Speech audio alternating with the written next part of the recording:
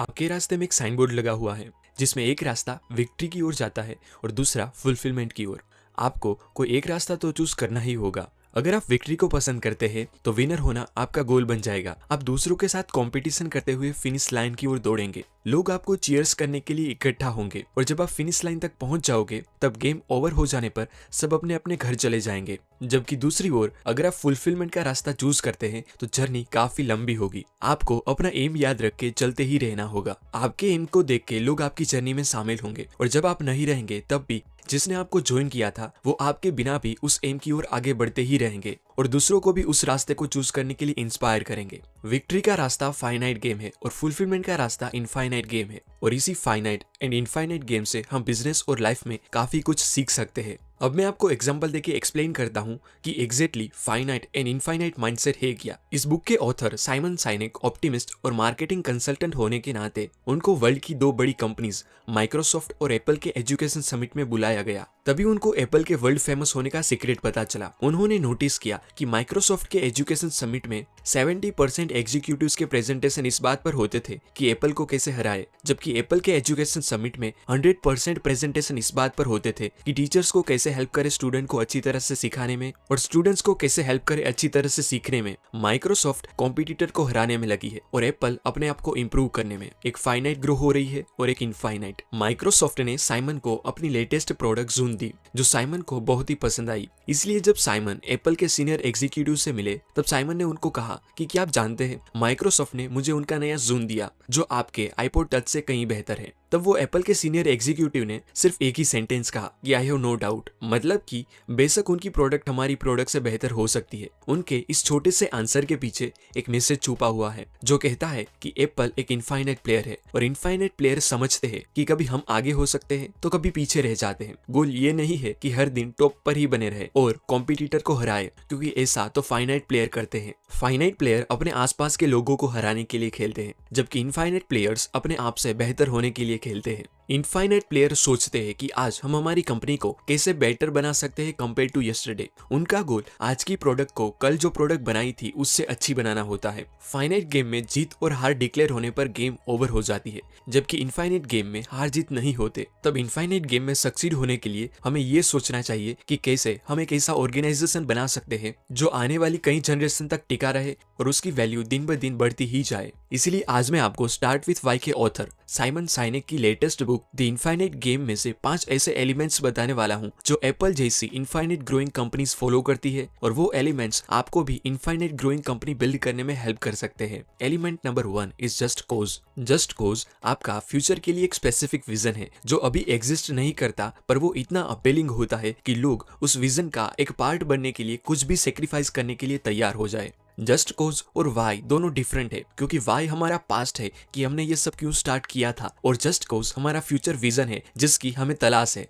Just कोज vision statement से भी बढ़कर है, क्योंकि कई सारी कंपनी का विजन स्टेटमेंट ये होता है कि हम सबसे ज्यादा वैल्यू और हाईएस्ट क्वालिटी प्रोडक्ट डिलीवर करेंगे, हम इतने टाइम में इस फील्ड की मोस्ट रिस्पेक्टेड ब्रांड बनेंगे, इस पोजीशन पर होंगे और आने वाले 5 सालों में हमारी कंपनी का टर्नओवर इस लेवल तक पहुंचेगा। ये सब जस्ट कोज नहीं है, ये तो उस कंपनी का डिस्क्रिप्शन है जो वो बनाना चाहते हैं, ना कि जिसके लिए लोग अपना खून पसीना एक करते। जस्ट कोज सैम वोल्टन के पास था। वो कहते थे कि अगर हम साथ मिलकर काम करें तो हम सब हमारी कॉस्ट ऑफ लिविंग को कम कर सकते हैं और दुनिया को बता सकते हैं कि बचत कैसे होती है और अच्छी लाइफ कैसे जीते हैं। अपने विजन में लोगों को इन्वॉल्व करने की कला से ही उनकी कंपनी वॉलमार्ट इतनी पॉपुलर बन पाई और कई सालों तक वो दुनिया के रिचेस्ट पर्सन भी बने रहे। इन शॉर्ट, जस्ट कोज एक ऐसा विजन है जिसे जान के लोग उस विजन का एक हिस्सा बनना चाहे और उस विजन की ओर आगे बढ़ने के लिए वो दिल से हेल्प करे। जैसे हम सब मानते हैं कि एप्पल की ग्रोथ का रीजन स्टीव जॉब्स है, हालांकि हम सब ये भी जानते हैं कि एप्पल के सक्सेस के पीछे स्टीव जॉब्स के अलावा भी कई सारे लोग इन्वॉल्व थे जिसने ये सब टेक्नोलॉजी इन्वेंट करी। पर फिर भी हम सिर्फ स्टीव जॉब्स को ही जानते हैं,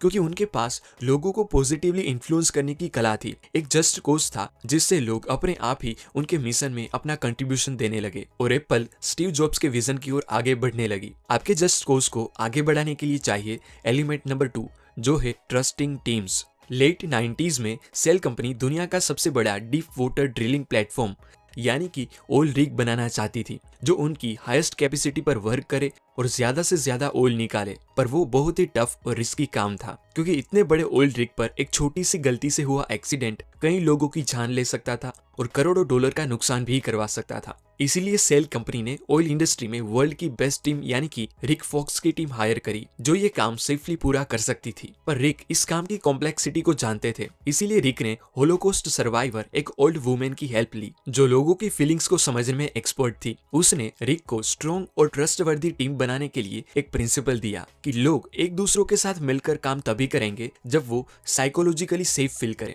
अगर वो साइकोलॉजिकली सेफ फील नहीं करेंगे तो वो दूसरों की हेल्प नहीं लेंगे और अपनी गलतियों को छुपाने की कोशिश करेंगे, जिससे पूरा प्रोजेक्ट खतरे में आ सकता है। इसीलिए रिक ने अपनी टीम को साइकोलॉजिकली सेफ फील करवाने के लिए एक प्रैक्टिस स्टार्ट करी कि सभी क्रू मेंबर्स एक साथ बैठकर उनके बचपन की बातें, उनकी लाइफ की हैप्पी मोमेंट्स, उनके प्रॉब्लम्स और उनकी पसंद नापसंद शेयर करें। इस प्रैक्टिस से उनके टीम मेंबर्स के बीच एक इमोशनल कनेक्शन बन गया और सब एक दूसरे को अच्छी तरह से समझने लगे, जिससे इंफॉर्मेशन का फ्लो भी काफी बढ़ा और क्रू मेंबर्स के बीच एक म्यूचुअल अंडरस्टैंडिंग आई। इस सिंपल सी प्रैक्टिस की वजह से सेल की वो ऑयल रिग ने ऑयल इंडस्ट्री में एक भी एक्सीडेंट किए बिना बेस्ट सेफ्टी रिकॉर्ड बनाया और 14 मिलियन बैरल से भी ज्यादा ऑयल निकाला, जो उनके गोल से कहीं ज्यादा था, क्योंकि वो टीम ने साथ मिलकर बहुत ही अच्छी तरह से वर्क किया, जिसका रीजन वो ओल्ड वुमेन ने बताई सिंपल सी प्रैक्टिस थी। इस बात को लेकर कुछ बिजनेसमैन ने ऑथर को कहा कि टीम का काम कंपनी का परफॉर्मेंस बढ़ाना होता है, ना कि एक दूसरे की फीलिंग्स को जानना। तब ऑथर ने कहा कि वीक कल्चर रूल्स पर डिपेंड होते हैं, जबकि स्ट्रॉन्ग कल्चर रिलेशनशिप से बिल्ड होते हैं। वो कहते हैं कि अगर आप ऑफिस पर कभी कभी एक्साइटेड, कंफ्यूज्ड, हैप्पी और एंग्री फील करते हो तो कॉन्ग्रेचुलेशंस, आप इंसान हो और ऐसा कोई भी रास्ता नहीं है कि आप ऑफिस जाओ तब अपनी फीलिंग्स को टर्न ऑफ करके एक रोबोट की तरह विदाउट फीलिंग काम कर सको। आपको जानकर हैरानी होगी कि दुनिया की हाईएस्ट परफॉर्मिंग टीम, जिसने अलकायदा के लीडर ओसामा बिन लादेन को मारा और उससे भी कई सारे खतरनाक ऑपरेशन कंप्लीट किए हैं, वो नेवी सील्स के प्रमोशन में परफॉर्मेंस से ज्यादा इंपॉर्टेंस ट्रस्ट को दिया जाता है, क्योंकि उनका मानना है कि हाई परफॉर्मिंग टीम्स बिल्ड करने में परफॉर्मेंस तो इंपॉर्टेंट है ही, पर उससे भी ज्यादा इंपॉर्टेंट ट्रस्ट है। इसलिए आपकी टीम को साइकोलॉजिकली सेफ फील करवाओ, जिससे वो एक दूसरों के साथ मिलजुल कर वर्क करे, जो ट्रस्टिंग टीम की निशानी है, क्योंकि अगर टीम ट्रस्टिंग होगी तो हाई परफॉर्मेंस अपने आप मिलेगा। एलिमेंट नंबर 3 इज वर्दी राइवल्स। ज्यादातर लोग दूसरों से कुछ सीखने की बजाय कंपैरिजन करने में ही अपनी एनर्जी वेस्ट कर देते हैं। अगर आप अपने फील्ड में लोगों के साथ कंपैरिजन करते हैं तो वो लोग आपके कॉम्पिटिटर कहलाएंगे, और अगर आप उनसे सीख के इम्प्रूव करते हो तो वो आपके वर्दी राइवल्स बन जाएंगे। और हमें इनफाइनाइट ग्रो करने के लिए वर्दी राइवल्स की जरूरत है, ना कि कॉम्पिटिटर की। वर्दी राइवल्स मतलब हमारी इंडस्ट्री में जो हमसे आगे हो, जिनकी स्ट्रेंथ हमारी वीकनेस हो और जो हमें हमारी वीकनेस पर काम करने के लिए मजबूर करे, क्योंकि इनफाइनाइट गेम में हार जीत से ज्यादा इंपॉर्टेंट कांस्टेंट इंप्रूवमेंट है, जो हमें एप्पल से सीखना चाहिए। क्योंकि पीसी की शुरुआत में एप्पल का वर्दी राइवल IBM कंपनी थी, लेकिन बाद में जब IBM उतना ग्रो नहीं कर पाई और पीछे रह गई, तब एप्पल ने माइक्रोसॉफ्ट को अपना वर्दी राइवल बनाया। लेकिन माइक्रोसॉफ्ट भी उनको पुश नहीं कर पा रही थी और उतनी इनोवेटिव भी नहीं थी, इसलिए वो भी एप्पल के लिए वर्दी राइवल नहीं रही। बीच में आईफोन को लेकर एप्पल के लिए वर्दी राइवल ब्लैकबेरी कंपनी बनी थी, लेकिन वो भी उनके सामने नहीं टिक पाई। और अभी गूगल और फेसबुक यूजर एक्सपीरियंस और पर्सनल प्राइवेसी के बेस पर एप्पल के लिए वर्दी राइवल्स है। यानी कि एप्पल का जस्ट कोज और स्टैंडर्ड ऑफ वर्किंग बहुत ही स्ट्रॉन्ग है, क्योंकि वो अपने कॉम्पिटिटर को हराने की बजाय उनसे सीख के अपने इंप्रूवमेंट पर फोकस कर रहे हैं। और एप्पल के वर्दी राइवल्स ने ही उनको स्ट्रॉन्ग, इनोवेटिव और क्रिएटिव बनने के लिए मजबूर किया है,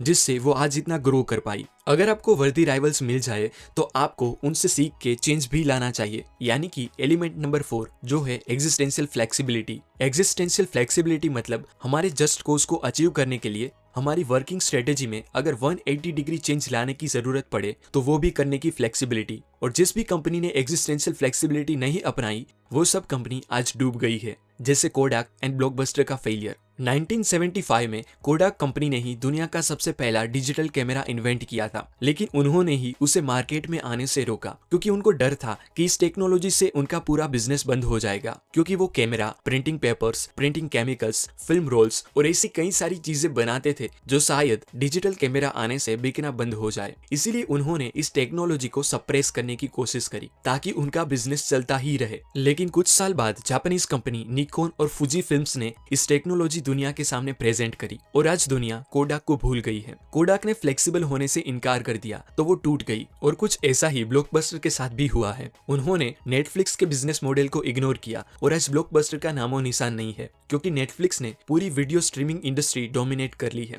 इसीलिए ही तो कई जनरेशन तक टिके रहने के लिए और इनफाइनाइट ग्रो करने के लिए कंपनीज को अपने जस्ट कोज को ध्यान में रख के फ्लेक्सिबल होना पड़ता है। And last element number 5 is courage to lead. CVS pharmacy के बाहर एक साइन बोर्ड लगा हुआ था जिसमें लिखा था कि हम लोगों को हेल्दी रहने में हेल्प करते हैं। एक बार किसी कस्टमर ने उनको मजाक में कहा कि आपने लिखा तो बहुत अच्छा है, लेकिन फिर भी आप सिगारेट बेचते हो, बड़ी अजीब बात है। वो बात कंपनी को चुभ गई। तब सीवीएस ने उनके 2800 से भी ज्यादा स्टोर में से सभी टोबैको रिलेटेड प्रोडक्ट्स को परमानेंटली हटा देने का डिसीजन लिया, जिससे उनको उस साल $2 बिलियन का लॉस हुआ। पर अगले साल उनको बहुत फायदे भी हुए कि जिस भी सिटीज में सीवीएस के स्टोर्स थे उन सिटीज में स्मोकिंग रेट काफी कम हुआ। लोगों के बीच सीवीएस फार्मेसी की वैल्यू बढ़ी। उनके एम्प्लॉइज भी प्राउडली कहने लगे कि हम ऐसी कंपनी में काम करते हैं जो कस्टमर्स की अच्छी हेल्थ के लिए कुछ भी करने के लिए तैयार हो जाए। और उनके इस बोल्ड डिसीजन से कई सारी कंपनीज ने उनके साथ टाई अप किया, जिससे उनको बहुत ही प्रॉफिट हुआ, जो शायद सिगारेट बेचने से नहीं होता।